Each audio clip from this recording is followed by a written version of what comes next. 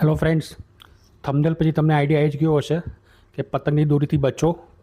એ તમે ગુજરાતના હશો, તમને ખબર હશે જ આ વસ્તુની, અને આ વિડીયો પરથી પણ તમને આઈડિયા આવી ગયો છે કે હું શું કહેવા માગી રહ્યો છું.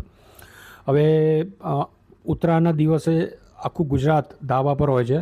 લાખો લોકો પતંગ ચગાવે છે, લાખો લોકો પતંગ ઉડાવે છે, લાખો લોકોને પતંગ કપાય પણ છે. અને એની જે દોરીઓ, કપાયેલી દોરી જ્યારે એ લોકો પાછી ખેંચતા હોય છે ત્યારે એ દોરી રોડ પર થઈને ઘસાતી પાછી આવતી હોય છે.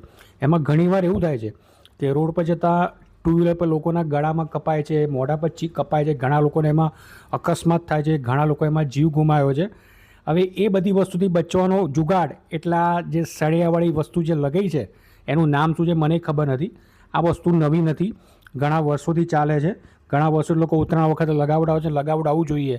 આનાથી ફાયદો થાય કે કપાયેલા પતંગની દોરી કે જે દોરી જે ઘસાતી રોડ પર હોય છે એ તમારા ગળા સુધી પહોંચે નહીં, પણ આગળ આ સ્ટેન્ડ જેવું છે સળિયાનું, એમાંથી જ ઘસાઈને સાઈડમાં જતી તમારા ગળા સુધી પહોંચતી નહીં. આમાં તમારો જીવ બચવાના ચાન્સ ઘણા વધી જાય છે.